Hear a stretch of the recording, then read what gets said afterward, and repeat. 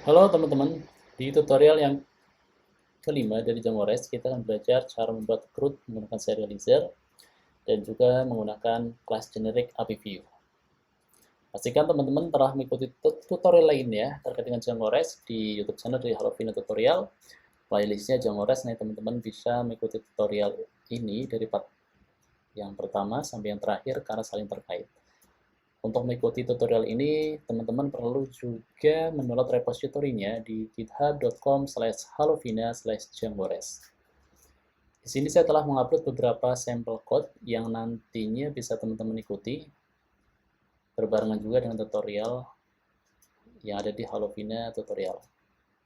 Untuk mengikuti tutorial ini, teman-teman disarankan untuk mengikuti tutorial terkait dengan Django ORM karena saling terkait. Dan nantinya kita akan banyak menggunakan command-command dari Django model.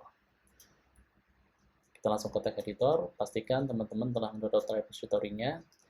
Kalau sudah di-download, teman-teman bisa berpindah ke direktori app API, direktori API, kemudian ke serializer.py. Saya di sini akan membuat sebuah kelas baru. Kelasnya saya namakan CRUD serializer. Kemudian di sini bedanya dengan yang di atas adalah saya tidak menambahkan field relation-nya karena di sini saya mengkhususkan untuk create, read, update, dan delete. Jadi kelas ini nanti akan digunakan untuk tujuan create, read, update, delete. Kita sekarang berpindah ke file api views.py. Di sini saya akan bikin kelas baru. Saya namakan kelasnya kelas cr create read. Ini pada cr itu maksudnya create read.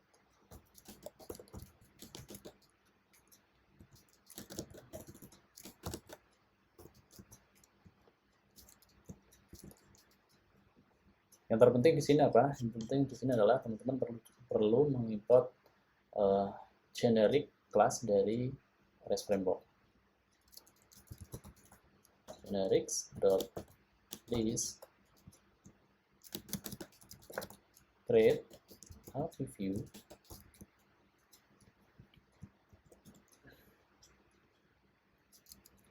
jangan lupa tipe yang kita tampilkan adalah query set, tipe datanya adalah query set. Kita ambil dari sini kemudian kita perlu memanggil atribut serializer class. Ini adalah ini default dari generic class, jadi teman-teman perlu mengesetnya seperti ini.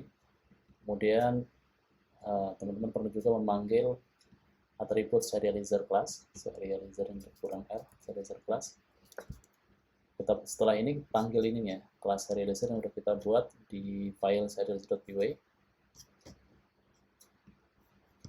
CRUD serializer. Nah, cukup seperti ini. Jadi di sini ada dua metode ya. Sebenarnya di sini ada dua metode, yaitu ada metode get dan juga ada metode create. Nanti kita akan bisa menggunakan dua metode itu. Get itu untuk menampilkan atau mendapatkan list data dari table on, dan create untuk menyimpan atau membuat data baru di table on. Kita sekarang routing. Kelas ini kita routing. Kita bikin endpoint baru. Path on API.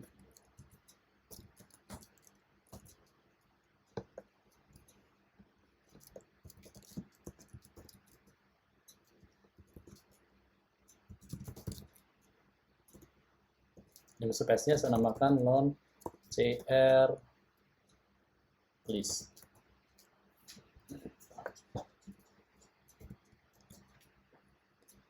Kita sekarang coba compile. Cara mengcompile-nya menggunakan Python manage py run server.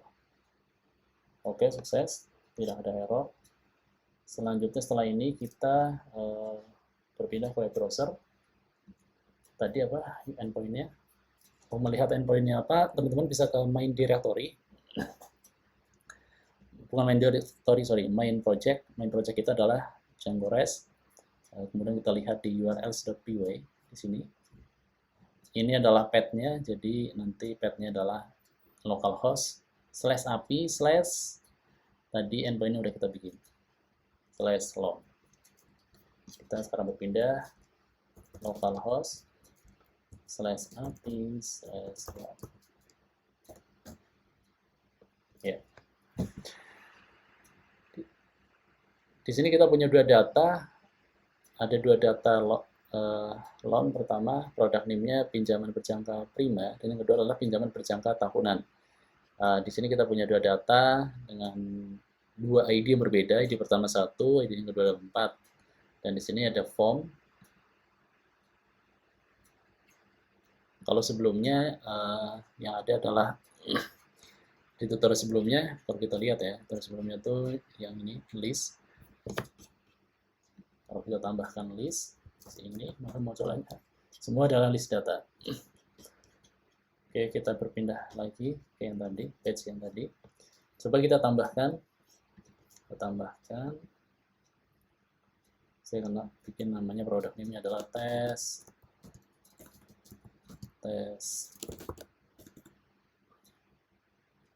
produk baru. Tenornya misalnya 13. Kita coba post, metodenya adalah post. Oke, kita bisa refresh ya. Kita coba refresh dulu. Page-nya kita refresh. Nah, kita udah masuk. Jadi tadi yang kita submit sudah masuk. Kalau kita ke Postman, kita misalnya ke Postman ya. Kita ke Postman. Endpoint-nya tadi adalah /api/ loan. Ini adalah bentuk JSON-nya. Jadi kita bisa melakukan JSON post. Ini metodenya post. Kalau kita lihat curl-nya seperti ini. Misalnya ini sama sebenarnya dengan yang tadi ya. Kalau yang tadi itu ini bentuk form. Ya, ini masih dalam bentuk JSON body. Misalnya kita get data 2, harusnya data 2 itu nggak ada. Kalau kita lihat ya, apa aja yang ada di table loan itu ada berapa data? Ada 3. Ada 3, pertama produk name dan juga ada ada ID 1, ID 4, ID 5. Saya akan mencoba meng-get data. Get data tuh ini ya. Kita coba get data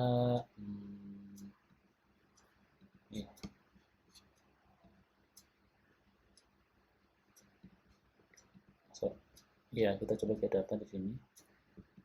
Ini bukan get data ya, ini create data, ini. Kita coba create data, menggunakan metodenya post. Kalau misalnya kita ganti jadi get metodenya, kita ganti jadi get. Ini bodinya nggak perlu sehingga berpengaruh. Jadi kita bisa langsung dapat datanya. Kalau kita ganti jadi post, kita rubah jadi post, datanya bertambah. Bisa kita ganti lagi di sini.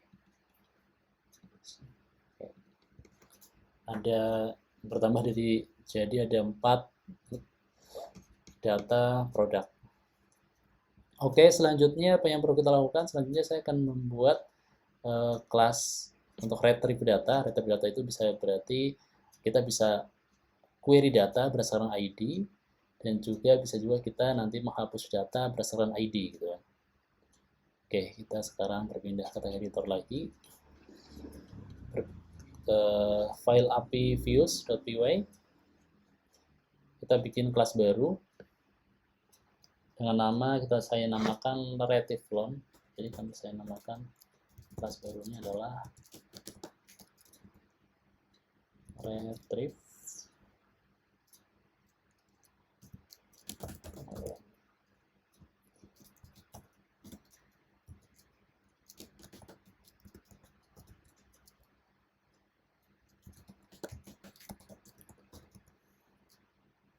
retrieve and destroy. Jadi retrieve itu kita bisa mengambil data berdasarkan ID, Kemudian destroy itu berarti kita bisa menghapus data berdasarkan ID atau ID primary key.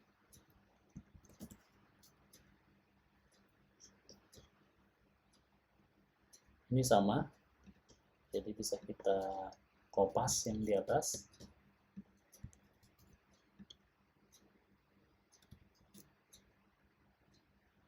Generic retrieve destroy. Generic retrieve destroy. Oh, yang kurang. Retrieve destroy API view.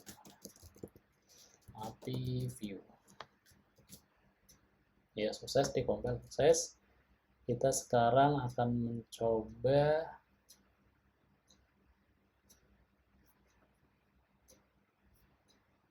menambahkan endpoint baru, kita tambahkan endpoint baru di sini. Jadi kita bisa kita copy paste, kita modifikasi, kita tambahkan di sini.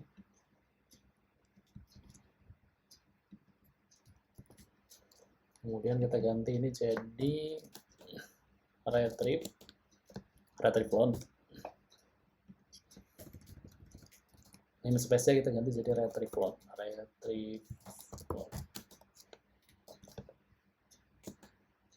Oke, kita compile sukses.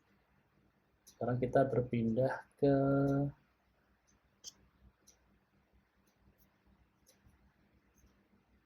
web browser ya. Kita coba ke web browser dulu ya.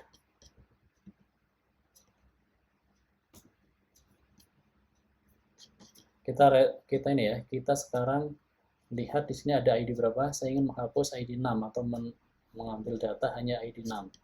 Tambahkan di sini ID 6. Oke. Setelah datanya didapat, apa yang bisa kita lakukan? Saya ingin menghapus ya. Saya ingin menghapus data. Tinggal delete. Make delete. Ya, datanya dihapus. Mari kita lihat, benar nggak datanya udah kehapus. Nah, nggak ada datanya. Kita coba lihat semua data yang ada. Oke. Di sini tinggal hanya ada ID 1, 4, dan 5. Selanjutnya, saya akan mencoba menggunakan Postman. Bedanya apa? Di Postman sudah sama aja sih. Postman itu ya kita tinggal retrieve data. Kita coba retrieve data dengan ID 2. Ada nggak? Nggak ada, not found. Kalau misalnya saya hapus nih, oh ini hapus. Retrieve berarti kita get ya tipenya. Retrieve itu get. Metodenya get, nggak ada. Kita bisa lihat tadi ID-nya ada ID 1. Saya ingin menghapus data dengan ID 1. Nah, ID 1 saya ganti ke angka 1. Saya get dulu pertama, saya ingin tahu ada enggak datanya. Oh, ada. Kemudian saya ingin menghapusnya, tinggal ganti metodenya ke delete. Bisa juga dilihat di sini CURL-nya. Di sini tinggal seperti ini. Ini bentuk CURL-nya. Kita jalankan sekarang, send. Data berhasil dihapus, responnya adalah respon code-nya 204.